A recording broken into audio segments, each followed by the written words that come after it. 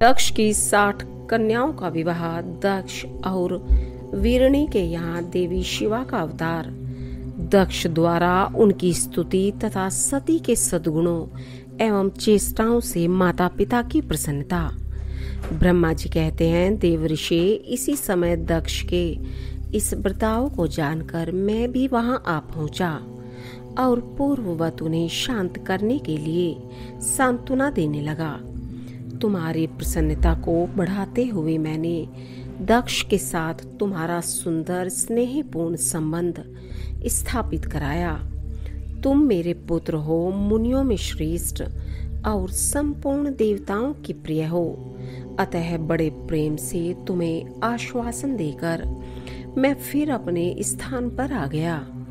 तदंतर प्रजापति दक्ष ने मेरी अनुनय के अनुसार अपनी पत्नी के गर्भ से 60 सुंदरी कन्याओं को जन्म दिया और आलस्य रहित हो धर्मादि के साथ उन सब का विवाह कर दिया।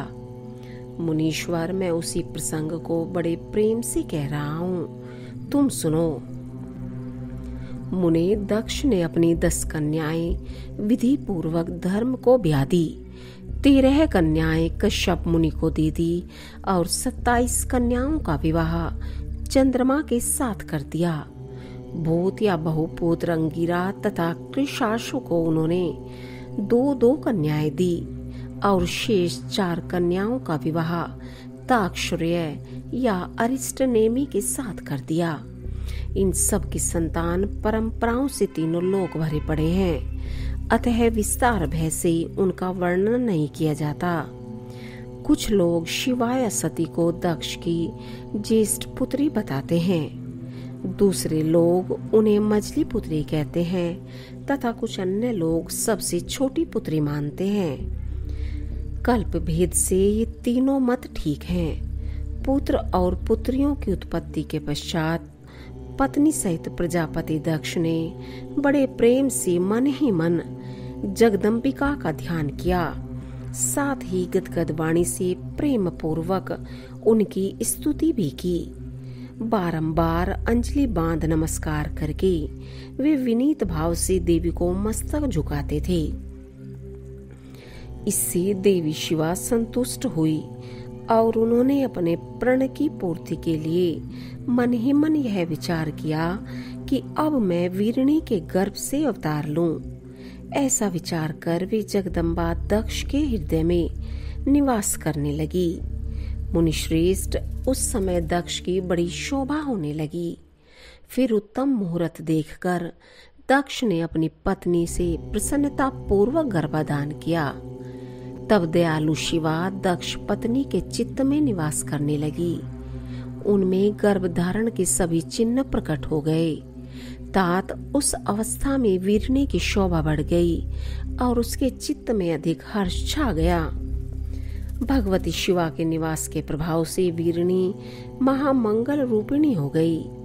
दक्ष ने अपने कुल संप्रदाय, वेद ज्ञान और हार्दिक उत्साह के अनुसार प्रसन्नता पूर्वक पुसम्वन आदि संस्कार संबंधी श्रेष्ठ क्रियाएं संपन्न की। उन कर्मों के अनुष्ठान के समय महान उत्सव हुआ। प्रजापति ने अपने ब्राह्मणों को उनकी इच्छा के अनुसार धन दिया। उस अवसर पर वीरणी के गर्भ में देवी का निवास हुआ जानकर श्री विष्णु आदि सब देवताओं को बड़ी प्रसन्नता हुई।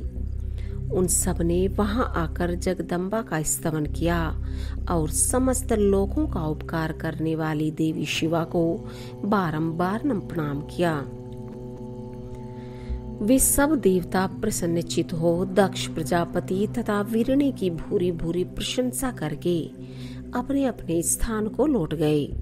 नारद जब 9 महीने बीत गए तब लौकिक गति का निर्वाह कराकर 10वें महीने के पूर्ण होने पर चंद्रमा आदि ग्रहों तथा ताराओं की अनुकूलता से युक्त सुखद मुहूर्त में देवी शिवा शीघ्र ही अपनी माता के सामने प्रकट हुई। उनके अवतार लेते ही प्रजापति दक्ष बड़े प्रसन्न हुए और उन्हें महान तेज से दे दीप्यमान देख उनके मन में यह विश्वास हो गया कि साक्षात वे शिवा देवी ही मेरी पुत्री के रूप में प्रकट हुई हैं। उस समय आकाश से फूलों की वर्षा होने लगी और मेघ जल बरसाने लगे। मुनीश्वर सती के जन्म लेते ही संपूर्ण दिशाओं में तत्काल शांति छा गई। देवता आकाश में खड़े हो मांगलिक बाजे बजाने लगे। अग्निशालाओं की बुझी हुई अग्नियां सहसा प्रज्वलित हो उठी और सब कुछ परम मंगलमय हो गया। वीरणी के गर्भ से साक्षात जगदम्बा को प्रकट हुए देख दक्ष ने दोनों हाथ जोड़कर नमस्कार किया और बड़े भक्ति भाव से उनकी बड़ी स्तुति की। बुद्धिमान दक्ष के स्तुति करने पर जगन्न माता शिवा उस समय दक्ष से इस प्रकार बोली, जिससे माता वीरणी न सुन सके। देवी बोली, प्रजापते, तुमने पहले पुत्री रूप में मुझे प्राप्त करने के लिए मेरी आराधना की थी। तुम्हारा वह मनोरथ आज सिद्ध हो गया। अब तुम उस तपस्या के फल को ग्रहण करो। उस समय दक्ष से ऐसा कहकर देवी ने अपनी माया से शिशु रूप धारण कर लिया और शैशव भाव प्रकट करती हुई वे वहां रोने लगी। उस बालिका का रोदन सुनकर सभी स्त्रियां और दासियां बड़े वेग से प्रसन्नता पूर्वक वहां आ पहुंची। अश्विनी की पुत्री का अलौकिक रूप देखकर उन सभी स्त्रियों को बड़ा हर्ष हुआ। नगर के सब लोग उस समय जय जयकार करने लगे। गीत और वाद्यों के साथ बड़ा भारी उत्सव होने लगा। पुत्री का मनोहर मुख देखकर सबको बड़ी ही प्रसन्नता हुई। दक्ष ने वैदिक और कुलोचित आचार का विधि पूर्वक अनुष्ठान किया। ब्राह्मणों को दान दिया और दूसरों को भी धन बांटा। सब ओर यथोचित गान और नृत्य होने लगे। भांति भांति के मंगल कृत्यों के साथ बहुत से बाजे बजने लगे।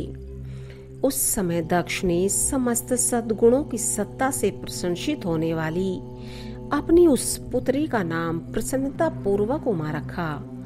तदंतर संसार में लोगों की ओर से उसके और भी नाम प्रचलित किए गए, जो सब के सब महान मंगलदायक तथा विशेषतः समस्त दुखों का नाश करने वाले हैं।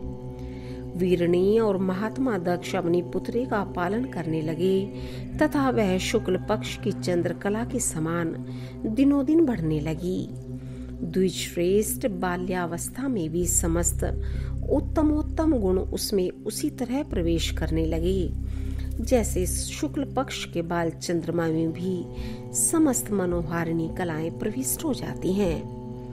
दक्ष कन्या सती सखियों के बीच बैठी बैठी जब अपने भाव में निमग्न होती थी, तब बारंबार भगवान शिव की मूर्ति को चित्रित करने लगती थी।